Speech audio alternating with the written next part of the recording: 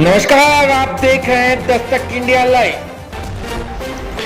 इस वक्त दिल्ली में चुनावी माहौल नगर निगम 2022 को लेकर गर्मागर्मी का माहौल चल रहा है, जहां ग्राउंड पर आज हमारी टीम दिल्ली 2022 नगर निगम के चुनावी माहौल का जायजा लेने दिल्ली के यमुना विहार पहुंचती है, जहां हमारी टीम जायजा लेते लेते भाजपा नेता डॉक्टर यूके चौधरी से मिलती है।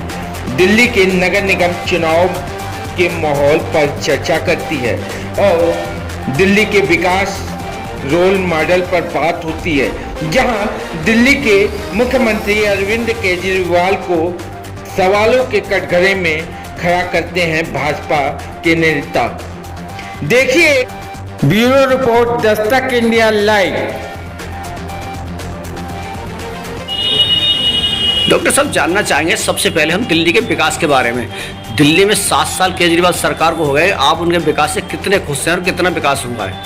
ये देखिए, बिल्कुल शब्दों में विकास हुआ है, बातों में विकास हुआ है, झूठे वादों का विकास हुआ है, लेकिन जो दिल्ली का विकास होना चाहिए, दिल्ली को पेरिस और लंदन बनाने की बात होती थी, वो वहीं के वहीं दिल्ली करी। एक भी नया फ्लाईओवर ना बनना, मेट्रो के चौथे चरण को डिलेड काम करना, कई एक बस नहीं आना, बसों की संख्या कम हो जाना, जल बोर्ड का घाटे में चले जाना, बिजली विभाग का घाटे में जाना, और जो बिजली फ्री की बात की गई थी उसमें फिक्स चार्जेस के नाम पे लोगों को ठगना, और जो 3% लिया जाता था वो 7% लेना, जो पेंशन ट्रस्ट के नाम पे किस नाम पे लिया जाता था बिजली में, ये सबको बढ़ा देना, धोखाधड़ी के अलावा और कुछ नहीं है। तो विकास जो छोटी मोटी चीजों में हुआ होगा, लेकिन वृद्ध रूप में जो दिल्ली देखी गई है, दिल्ली वैसी पेरिस और लंदन बन सकती थी जैसा कि उन्होंने वायदा किया था, लेकिन क्योंकि विचारधारा सही नहीं है, काम करने का तरीका सही नहीं है, और जब काम करने का विचारधारा सही नहीं होगी तो व्यक्ति जो है वो अपने मुकाम को ठीक से हासिल नहीं कर पाएगा।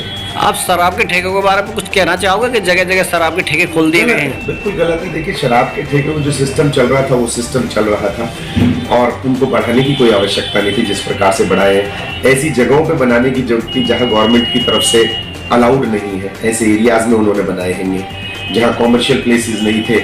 उन कॉमर्शियल प्लेसेस में उन्होंने जो है वो दबा के दारू जो है वो खोल दिए, तो गलत है। नियम कानून को तोड़ते हुए आपको जरूर पैसा कमाना है, लेकिन पैसा कमाने के लिए आप नियम और कानून को भंग कर देंगे, ऐसा नहीं होना चाहिए। उन्होंने इलेक्शन लड़ने के लिए जो पैसा कमाया है शराब की कारोबारियों से और शराब के ठेकेदारों से, तो वो हित में नहीं है। मैं जानना चाहता हूँ कि शराब से हमारी माँ बहनें सभी दुखी होती हैं, यानी कि जो उनके घर में पति या बेटा कोई पी के आता है, शराब को पूरी तरह से खत्म क्यों नहीं कर दिया जाता? नहीं, देखिए, बहुत सारे अगर आप देखें भाजपा शासित राज्यों में शराब खत्म है। मैं बिहार की बात कर रहा हूँ, गुजरात की बात कर रहा हूँ, तो वो है, तो बिल्कुल ठीक है अगर कर सकते हैं। लेकिन क्योंकि देखिए ये एक विषय थोड़ा टेक्निकल विषय है, इसमें जिसको आदत पड़ती है वो करने के लिए कुछ भी करता है। ऐसा नहीं है कि बिहार में या गुजरात में कहीं कहीं कुछ ना कुछ गलत नहीं कर रहे होंगे लोग, वो कर रहे होंगे किसी और माध्यम से, अपनी जान माल की परवाह ना करते हुए भी गलत काम कर रहे होंगे, गलत शराब पहुंचा रहे होंगे या कर रहे होंगे, नकली शराब बना रहे होंगे, जहरीली शराब बन रही होगी। तो ये मुद्दा थोड़ा सा इस प्रकार का है। अगर हो जाए खत्म तो बहुत बढ़िया, क्योंकि शराब कोई बहुत अच्छी वस्तु तो नहीं है। हमारा हिस्टोरिकल टाइम से शराब को बहुत अच्छी चीज नहीं माना गया है, जैसा कि नवरात्रे, क्योंकि शराब कोई बहुत अच्छी वस्तु तो नहीं है। हमारा हिस्टोरिकल टाइम से शराब को बहुत अच्छी चीज नहीं माना गया है। जैसा कि नवरात्रे और रमजान एक ही साथ चल रहे हैं, इससे पहले होली और शब बारात भी एक ही साथ आई थी, तो आप इससे कितने खुश हैं? जी देखिए, मैं कहता हूँ हिंदू मुस्लिम हमारे यहाँ, क्रिश्चियन भी सिख भी बड़े प्यार से साथ रहते हैं, और जो ये एक साथ जब त्यौहार आता है तो सबकी जो भावनाएं, देखिए त्यौहार आते हैं भावनाओं को पवित्र करने के लिए, कुछ ना कुछ अच्छी चीज़ याद करने के लिए। मैं कहूँ माँ शक्ति, माँ की पूजा की जाती है, माँ हमारी रक्षा करे, हम पॉजिटिव कोई भी काम करें, माँ का नाम लेके, भगवान का नाम याद करके कुछ भी अच्छे काम करें अपने आने वाले नवरात्रों में 9 दिनों के अंदर। ये जिसे कहते हैं एक रिजुवेनेशन है, शरीर को एक तरह, आत्मा को एकदम पवित्र करने के लिए सब होता है। आपके रमजान में भी पवित्र करने के लिए, मुझे जहाँ तक ध्यान है कि आप भी जब भी मुस्लिम समाज है अपना, वो इस दौरान ना बुरा करे, ना बुरा सोचे, ना बुरा देखे, तो पवित्र होती है आत्मा। हर एक के जो तरीका जीने का अलग है धर्म का, लेकिन वो जो मान्यता है वो एक ही है कि अच्छा करने की तरफ अग्रसर है। प्रेरित करती है हमें समाज में काम करने के लिए। आपके यहाँ भी कुछ परसेंटेज पौने 2 किलो आटे के बराबर या गेहूं के बराबर आपको दान करना चाहिए ईद से पहले। तो गरीब व्यक्ति है जिसके पास खाने की क्षमता नहीं है, रहने की पहनने की क्षमता नहीं है, उसको दान करना चाहिए।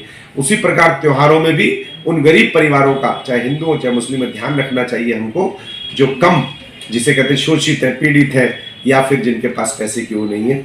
मुझे लगता है कि अगर वो खुश होंगे तो आपका त्यौहार भी खुशी से बनेगा, और हिंदू मुस्लिम सिख ईसाई सब प्यार से रहेंगे तो ये देश एक बनेगा। अगर देश के खिलाफ हम सोचते हैं, अगर हम उस विचारधारा को पैदा करते हैं कि भाई हम तो मुस्लिम हैं और देश हमारे लिए है, हम तो ये हैं, देश हमारे लिए है, तो उससे हमारी खाइयाँ ही बढ़ेगी, हमें कुछ सकारात्मक परिणाम इसके नहीं मिलेंगे। क्या खास अपील करेंगे त्यौहार के मौके पर? मैं कहता हूँ, सबसे बोलता हूँ, अपने को हिंदू मुस्लिम समझते हुए भी सबसे पहले देश के लिए, राष्ट्रवाद के लिए समर्पित रहना चाहिए। अगर ऐसा नहीं हो सकता कि आप, कोई मुस्लिम हिंदू से प्यार करे, कोई हिंदू मुस्लिम से प्यार करे, तो वो प्यार की बजाय उसको छिटकाएगा।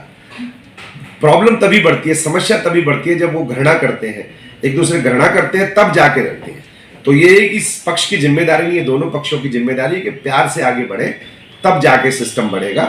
और अगर आप घृणा करेंगे तो वो घृणा का रिजल्ट तो जो होता है वो होता ही है। भारत हमारा मशहूर रहा है इसलिए कि गंगा जमनी जो तहजीब है वो सबसे अच्छी मानी गई है, और हिंदू मुस्लिम बड़े साथ मिलकर काम करते हैं, रहते हैं, सहते हैं। वह इसके अलावा कौन से शरारती तत्व हैं जो मतलब हिंदू मुस्लिम फसाद फैलाते हैं? वो एक उसके अलग रीजंस होते हैं, राजनीतिक लोग भी हैं कुछ उनमें से, ओवैसी एंड कंपनी उसको छिटकाएगा। प्रॉब्लम तभी बढ़ती है, समस्या तभी बढ़ती है जब वो घृणा करते हैं, एक दूसरे घृणा करते हैं, तब जाके रहते हैं। तो ये इस पक्ष की जिम्मेदारी नहीं है, दोनों पक्षों की जिम्मेदारी है कि प्यार से आगे बढ़े, तब जाके सिस्टम बढ़ेगा। और अगर आप घृणा करेंगे तो वो घृणा का रिजल्ट तो जो होता है वो होता ही है। भारत हमारा मशहूर रहा है इसलिए कि गंगा जमनी जो तहजीब है वो सबसे अच्छी मानी गई है, और हिंदू मुस्लिम बड़े साथ मिलकर काम करते हैं, रहते हैं, सहते हैं। वह इसके अलावा कौन से शरारती तत्व हैं जो मतलब हिंदू मुस्लिम फसाद फैलाते हैं? वो एक उसके अलग रीजंस होते हैं, राजनीतिक लोग भी हैं कुछ उनमें से, ओवैसी एंड कंपनी है आपके सामने, बहुत सारे ऐसे हैं। सिर्फ वो मुस्लिम्स को वोट बैंक के तौर पे यूज करना चाहते हैं, लेकिन जब उनके भलाई का काम आता है तो उसमें पीछे हट जाते हैं। अगर उनकी भलाई भी करते तो 70 साल में मुसलमान शिक्षा के क्षेत्र में, रोजगार के क्षेत्र में इतना पीछे ना जाता जितना कि वो चला गया। इसका मतलब सिर्फ उनका इस्तेमाल हुआ है। लेकिन भारतीय जनता पार्टी की कोई भी स्कीम आती है, कोई भी योजना आती है, ऐसा कहीं किसी योजना में नहीं है कि मुसलमान को नहीं मिलेगी, बल्कि अल्पसंख्यकों के लिए जो और योजना है वो एक्स्ट्रा योजना है। वो चाहते हैं कि उसमें देश का निर्माण हो, आपकी भी भागीदारी हो, सबकी भागीदारी हो, उसके अंदर शिक्षित हो के देश के लिए काम करे। तो कुछ लोग दिग्भ्रमित हो जाते हैं, कुछ लोगों को दिग्भ्रमित किया जाता है, चाहे वो कश्मीर है चाहे कहीं पे भी हो, आतंकवाद हो जाता है, कुछ और टेररिज्म हो जाता है। तो उन लोगों को सही रास्ते पे लाके, हम सभी का धर्म है कि उनको ठीक से देश के लिए विचार। दिल्ली अल्पसंख्यक आयोग के बारे में बात करते हैं तो वहाँ पे एक सिस्टम रखा गया है कि लोन कोई भी ले सकता है जी, मगर लोन लेने के साथ साथ उसमें शर्त ये भी लगा दी गई है कि केवल उसको मिले जिसके सर पर छत हो जी। जबकि गरीब जो होता है वो किराएदार होता है, तो किराएदार के लिए तो लोन है ही नहीं, फिर उसका फायदा क्या है? नहीं, तो मुझे जानकारी नहीं, अगर ऐसा है तो गलत है ये, इस पर ठीक से काम होना चाहिए। अल्पसंख्यक बोर्ड के साथ ये है, नहीं मुझे लगता है ऐसा नहीं होना चाहिए। अगर वो तो जो किराए पे रहा हो तो और गरीब है, उसको तो प्राथमिकता देनी चाहिए। हालांकि नरेंद्र मोदी जी की योजना में तो आवास योजना शामिल है, लेकिन वो दिल्ली में लागू नहीं की है। आयुष्मान योजना शामिल है, 5 लाख रुपए तक आप एक भी बीमार हो जाए, वो लागू नहीं की है केजरीवाल जी ने। तो क्या आप केंद्र सरकार से सिफारिश करेंगे कि दिल्ली में लागू की जाए? नहीं, बिल्कुल दिल्ली में करनी चाहिए। केजरीवाल जी से कहना चाहिए हम सबको, आपको भी, अल्पसंख्यकों को कहना चाहिए कि भाई जिनके पास झुग्गी है उनको वहीं मकान देने की जो योजना है, जो आवास योजना है, आपको 2 लाख 2.5 लाख रुपया मिलता है साथ में कुछ भी बनाने के लिए, तो वो गरीबों को मिलना चाहिए। दिल्ली में भी वो मिलना चाहिए क्योंकि पूरे देश में वो मिल रहा है। आयुष्मान योजना के तहत अगर आपको कैंसर, हार्ट अटैक, कोई भी गंभीर बीमारी होती है, 5 लाख तक का इलाज आपका फ्री होता है पूरे देश में, एक्सेप्ट 2-3 स्टेट्स के अंदर जिसमें दिल्ली शामिल है। आप जहाँ रहते हैं गोंडा विधानसभा के अंदर, यहाँ के बारे में कुछ बताएंगे? ठीक है, गोंडा विधानसभा पैसों की कमी के बावजूद भी ठीक चल रही है। मैं देखता हूँ कि पिछले 3-4-5 महीने के अंदर इतनी सड़क क्या है? नहीं, तो मुझे जानकारी नहीं, अगर ऐसा है तो गलत है ये, इस पर ठीक से काम होना चाहिए। अल्पसंख्यक बोर्ड के साथ ये है, नहीं मुझे लगता है ऐसा नहीं होना चाहिए। अगर वो तो जो किराए पे रहा हो तो और गरीब है, उसको तो प्राथमिकता देनी चाहिए। हालांकि नरेंद्र मोदी जी की योजना में तो आवास योजना शामिल है, लेकिन वो दिल्ली में लागू नहीं की है। आयुष्मान योजना शामिल है, 5 लाख रुपए तक आप एक भी बीमार हो जाए, वो लागू नहीं की है केजरीवाल जी ने। तो क्या आप केंद्र सरकार से सिफारिश करेंगे कि दिल्ली में लागू की जाए? नहीं, बिल्कुल दिल्ली में करनी चाहिए। केजरीवाल जी से कहना चाहिए हम सबको, आपको भी अल्पसंख्यकों को कहना चाहिए कि भाई जिनके पास झुग्गी है उनको वहीं मकान देने की जो योजना है, जो आवास योजना है, आपको 2 लाख 2.5 लाख रुपया मिलता है साथ में कुछ भी बनाने के लिए, तो वो गरीबों को मिलना चाहिए। दिल्ली में भी वो मिलना चाहिए क्योंकि पूरे देश में वो मिल रहा है। आयुष्मान योजना के तहत अगर आपको कैंसर, हार्ट अटैक, कोई भी गंभीर बीमारी होती है, 5 लाख तक का इलाज आपका फ्री होता है पूरे देश में, एक्सेप्ट 2-3 स्टेट्स के अंदर जिसमें दिल्ली शामिल है। आप जहाँ रहते हैं गोंडा विधानसभा के अंदर, यहाँ के बारे में कुछ बताएंगे? ठीक है, गोंडा विधानसभा पैसों की कमी के बावजूद भी ठीक चल रही है। मैं देखता हूँ कि पिछले 3-4-5 महीने के अंदर इतनी सड़कों का निर्माण का यहाँ पे कार्य शुरू हुआ है। मैं अजय महावर जी के साथ, अपने विधायक जी के साथ रहता हूँ अक्सर, इसलिए मुझे मालूम है। अपने चेयरमैन साहब जो है प्रमोद गुप्ता जी के साथ रहता हूँ, तो कार्य बहुत सेटिस्फैक्टरी हो रहेगा। लेकिन क्योंकि पैसे की कमी है, मैंने बताया कि एमसीडी को पीछे लाने के लिए कि भाई एमसीडी में काम ना हो, इसलिए एमसीडी बीजेपी हार जाए, वो केजरीवाल जी की नीति जो थी उसकी वजह से दिल्ली पिछड़ी है, एमसीडी पिछड़ी है। लेकिन अब मुझे लगता है कि जब क्योंकि मोदी और योगी की जोड़ी है और मोदी और शाह की जोड़ी है, तो कोई ऐसा काम नहीं है जो नहीं कर पाते, तो वो काम उन्होंने कर दिखाया है। अब सेंट्रल गवर्नमेंट के अधीन काम अच्छे से होंगे। एमसीडी के अंदर केजरीवाल जी की जो सत्ता है वो गलत काम करने वाली वो समाप्त की जाएगी। केजरीवाल जी कहते हैं जी कि भाजपा हार की डर से और चुनाव टाल दिया गया है। 5 राज्यों में से 4 में जीतने वाली भाजपा क्या इलेक्शन से डरेगी? अरे वो तब नहीं डरी जब उनके 2 सांसद होते थे, वो तब नहीं डरी जब इस देश में सिर्फ कांग्रेस कांग्रेस कांग्रेस है। तो अब क्या डरेगी? और ये इतनी छोटी पार्टी के लिए बिल्कुल नहीं। और झूठ की जो बुनियाद पे सरकारें टिकी, उनसे क्या डरना, ऐसा बिल्कुल भी नहीं है। और ऐसा नहीं है कि 6 महीने में आपकी कोई प्रेस्टीज घट जाएगी, आम आदमी पार्टी को लोग भूल जाएंगे। आप उतना ही अगर बेहतर काम करें तो लोग आपको फिर भी जिताएंगे, और भाजपा अगर अच्छा काम कर रही है तो उसको फिर भी जिताएंगे। लेकिन जनता का और देश का नुकसान नहीं होना चाहिए, दिल्ली का नुकसान नहीं होना चाहिए। ये इसलिए किया गया है कि जनता को उसका हो। कर्मचारियों को तनख्वाह नहीं 4-4 महीने से मिल रही है केजरीवाल जी की वजह से, 13,000 करोड़ रुपया अभी तक नहीं दिया।